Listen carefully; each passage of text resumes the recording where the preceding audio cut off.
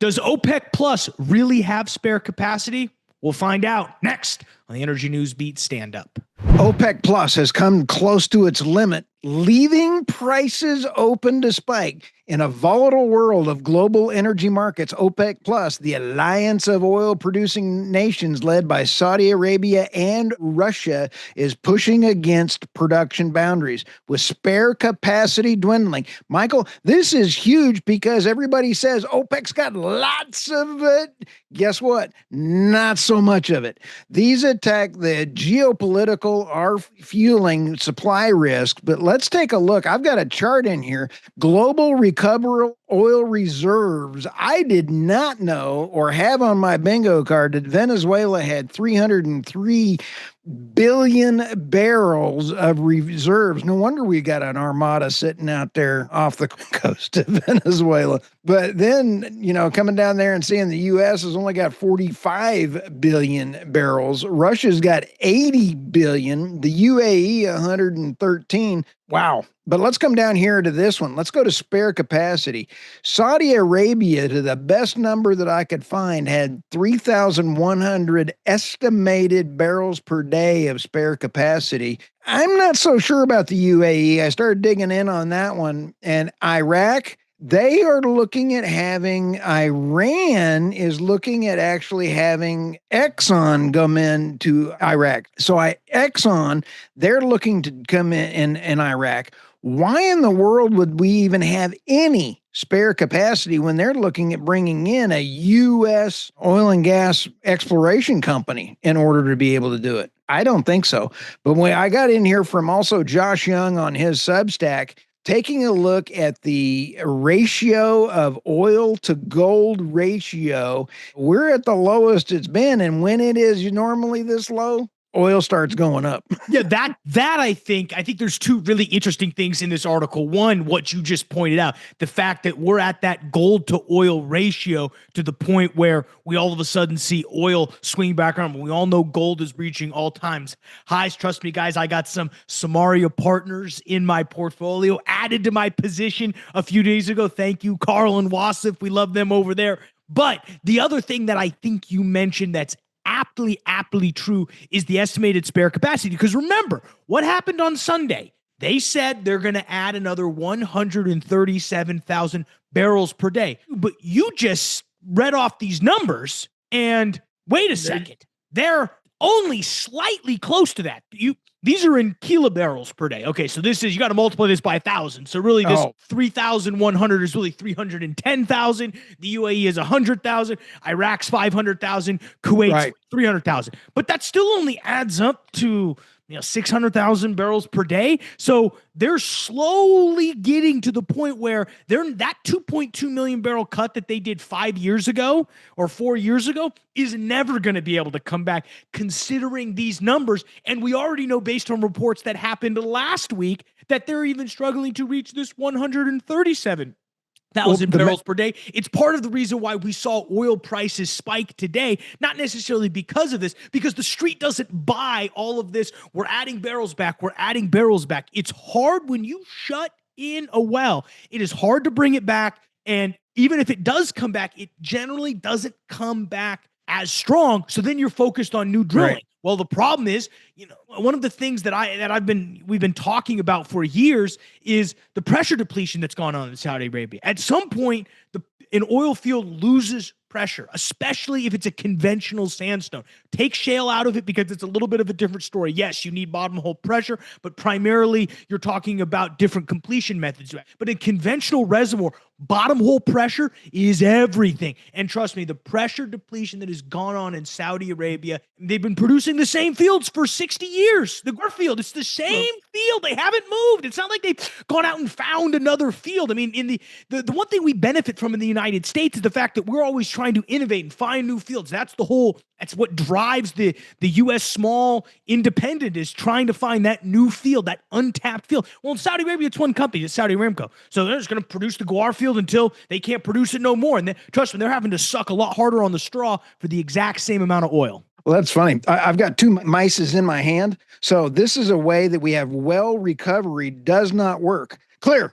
take 2 mouses to try to go clear. It doesn't work that way, man. It's a lot harder than that. Let's go to the next story. Exxon considers return to Iraq a potential re-entry into the Majnoon oil field. I hope I said that right and didn't offend any Majnoons. Significant development for the global energy sector. ExxonMobil is reportedly in advanced talks to re-enter Iraq's oil industry. And Michael, I have a map in here. It's in the lower right-hand corner, closer to Iran. I don't know that you and I are going to be doing a podcast from that rig anytime soon. That's way too close out of the middle of nowhere. Way too close. No, that's not good for me. ExxonMobil has a tumultuous relationship with Iraq's energy landscape. The company previously was held stake in the West Kurna 1 oil field, but was exited early in 2024, citing operational and security concerns. You better give all the guys total battlefield pay if you're going to hire them as an export as a service for keeping energy dominance going. I also put in there for the whole field, the Majnoon field, a whole history of how much they've had in there. You actually had Chevron, Halliburton, and a bunch of other folks in there. But this brings up a huge point, and I'm holding my hand like President Trump. I just realized it's anti-TDS syndrome when I start imitating Trump, and I keep doing my hand like him. So we can't just do drill baby drill in Iraq. We need to do drill baby drill in the United States. I mean, it just doesn't do any good to do drill baby drill over there. All I heard was Halliburton, Iraq, Dick Cheney. That's all I heard. Let's go to the next story here. Okay. China to build 11 new storage sites in 2 years. Just when you thought we couldn't, you sit back and look at the United States and we're not filling the SPR that old Biden kind of stole in order to win an election. Sources indicate around 37 million barrels of storage have already been completed at the site. The remainder slated for rapid deployment in 2025 and 2026. These facilities will be distributed across various regions. Now, there's an oil mix chart that I found. I did not know China is actually burning a lot of oil for power generation in certain areas. I didn't realize how much oil they were doing. Just like Saudi Arabia burns a significant amount of oil for power generation. So that's why they're doing this. Well, and I think part of the reason is in Saudi Arabia is there's just so much oil there. They don't know what to do with it. It's almost like burning money to stay warm. That's what the Medellin cartel was doing way back when. It was, at some point, you just you've got so much cash, you might as well burn it to stay warm. It's cheaper that way. You can't put it anywhere. It's a little bit like Saudi Arabia. China's a little bit different. They just have so much energy demand that they need to take it where it comes from. It's actually very inefficient to burn oil specifically for power. You generally don't see that. You see it converted into petroleum products, into more of those refined products, right. Jet fuel, gasoline, all that good stuff. So this is an interesting outlier, but 18% in this article, I love this, it comes from Russia. So you can see that number has jumped substantial since the start of the war, and it probably goes to show they're getting a nice cheap price for it. So on some level, they're like, okay, well, we might as well just begin to burn this. It makes some sense that way. And what's interesting is that these imports, you pointed out that these imports account for 74% of China's oil consumption. Whew, it's a big number. It's a big number, but you also sit back and think that they're paying all the money to build the extra storage. That's how cheap they feel oil is, and it's a good investment in the United States right now. Let's go to the next story.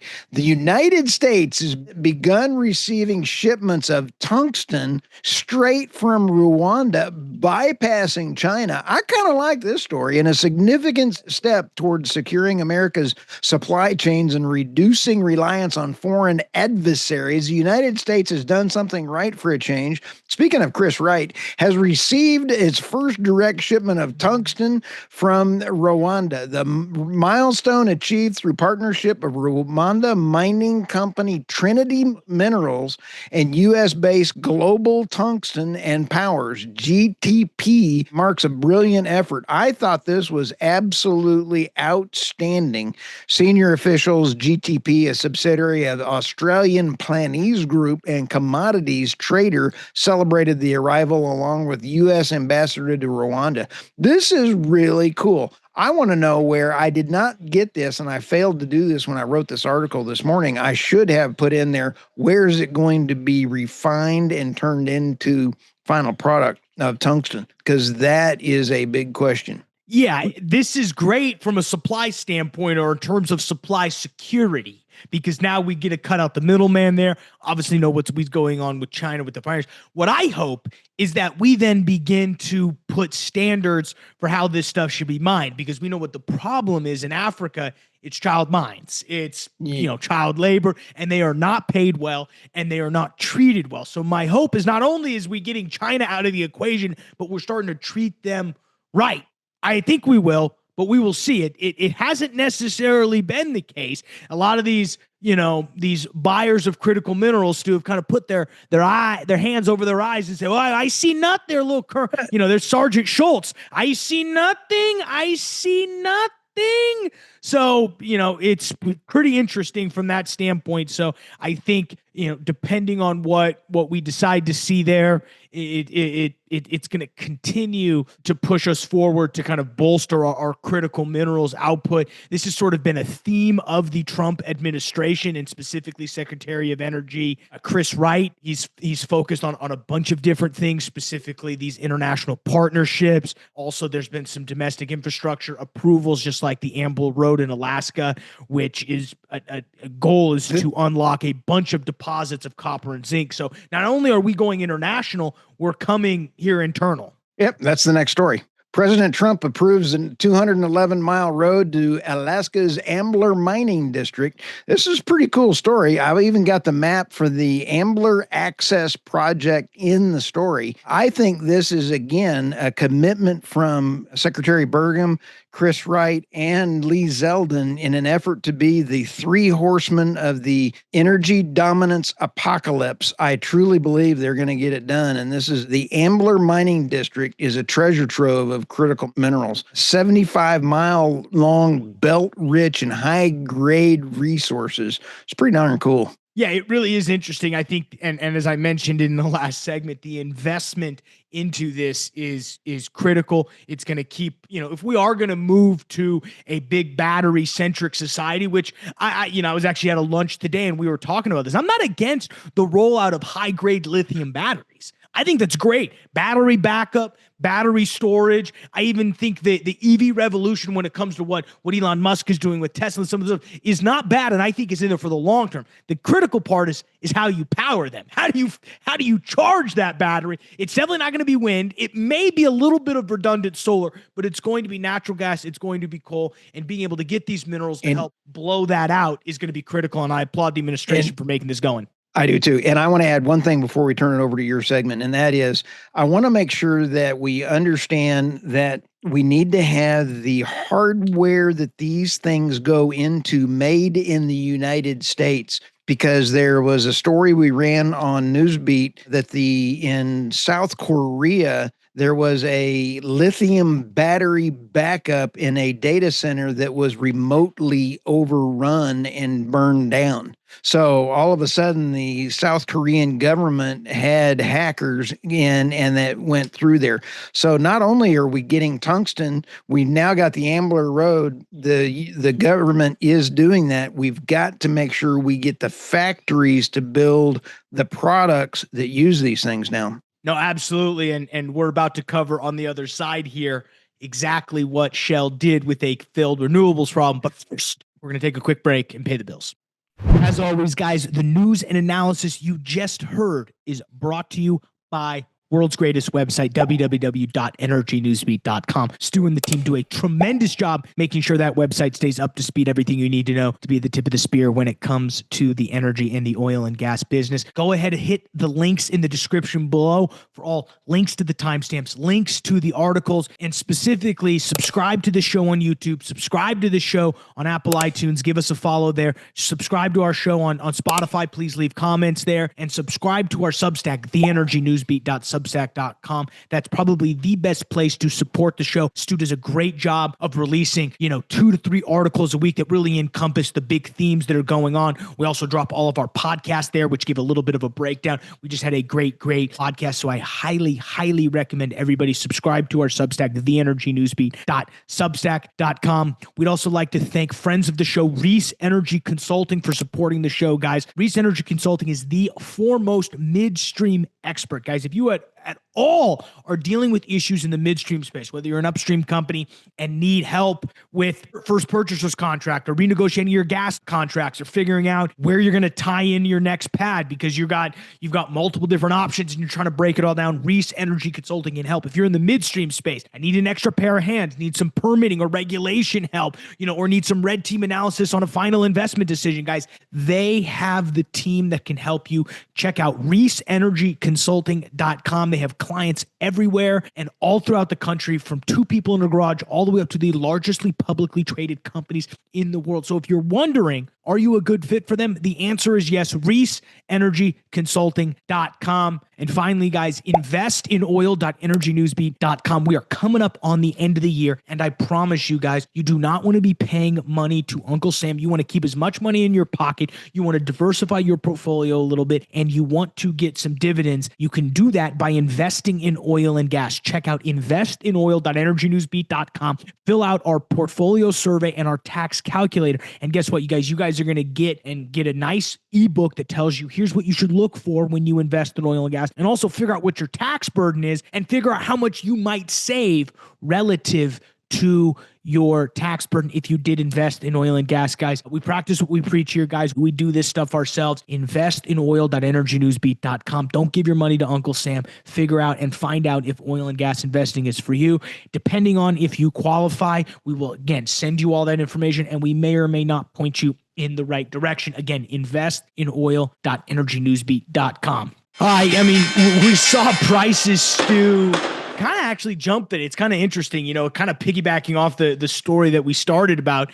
People aren't buying this 137,000 barrel a day increase. We saw crude oil prices jump all the way up to about $63. They kind of fell in the afternoon trading, settled at 62.10. Brent oil was down to about 66.08. So about a 0.7 drop, but that early trading session, it was up big. So some interesting signals coming out. Natural gas took an absolute nosedive today, was down about 3.5 percentage points, closing all the way at $3.33. So still up. We're still above that $3.30 grind, but I think there's some interesting stuff going on. A lot of people are worried, and I think the sentiment on the street had a lot to do with some of the info that's coming out of Russia. We saw today that a top Russian diplomat said the impetus to reach a peace deal with Ukraine was largely exhausted. While this peace deal could allow more Russian oil to flow to the global markets, I would say that this is an unfortunate news. Yes.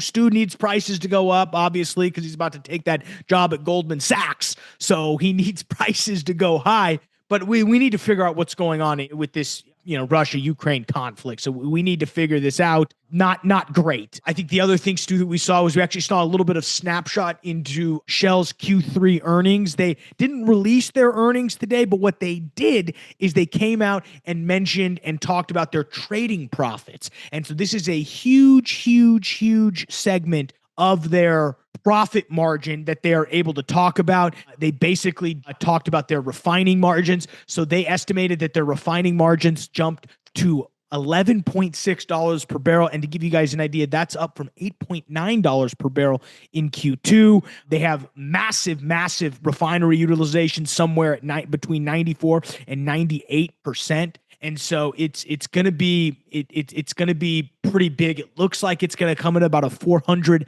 million profit. Again, pure profit. And that's one of the reasons why Shell and BP go heavy into the trading, is because all of this is generally pure profit. There's not much cost associated with it. So that's going to speak volumes for their bottom line Q3. But that was followed up by their mention that they are taking a $600 million hit from their scrapped Rotterdam biofuels project, Stu. I'm just going to go ahead and read a little bit from the article here. In a massive setback for its renewable ambitions, Shell announced today that it will incur a $600 million financial hit in the third quarter of 2025. Probably the reason why they announced their trading profits in a little bit to try to kind of even out the PR guy of the week. We love that there.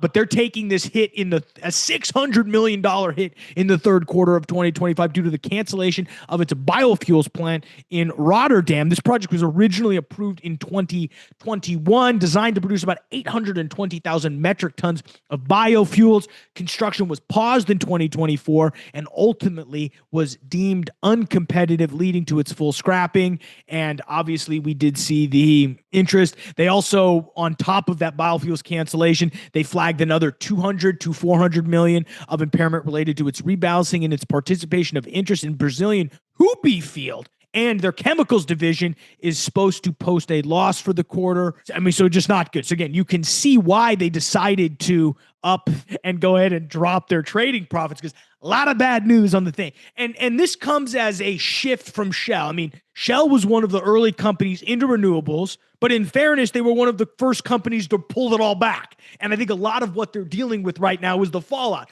Everything looks good on a balance sheet when you do this. But now, right, when you first do a wind project, you first do a renewables project. Oh, we're going to do this biofuels project. It's going to look great. Anything can look great on a balance sheet. But then the income statement comes out.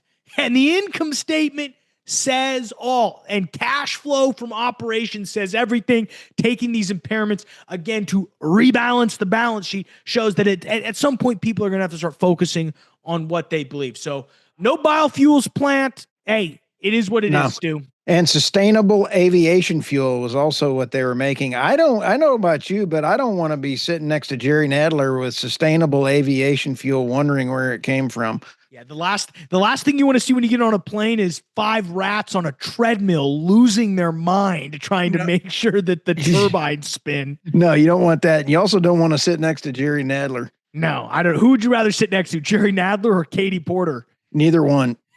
I'd rather just be on the wing. Just strap me to the wing, please. I'll drive. Speaking of great interviews, you finally got the General Flynn interview done and cooked. The team is working on it. I had a chance to listen to it. It was great. There's only about 20 things we have to cut out so we don't get kicked off YouTube. But it was great, and I think it's really awesome, some of the stuff you guys have coming up. What'd you think of it? Did you have fun? I had an absolute blast, and General Flynn is an outstanding. He invited us to participate in his energy summit in D.C. So that tells you he had fun, and he will be back. Absolutely. It's going to be great. We really appreciate General Flynn and his team for setting this up, guys. So anticipate that. We're probably going to launch that on Tuesday of next week. So go ahead and watch out for that, guys. But with that, we're going to go ahead and let you get out of here. Finish up your week. As always, we'll have what's coming out tomorrow for the podcast, though. Let me get here. I have it. I had it. And so we'll have something on Friday. Obviously, the weekly recap drops on Saturday,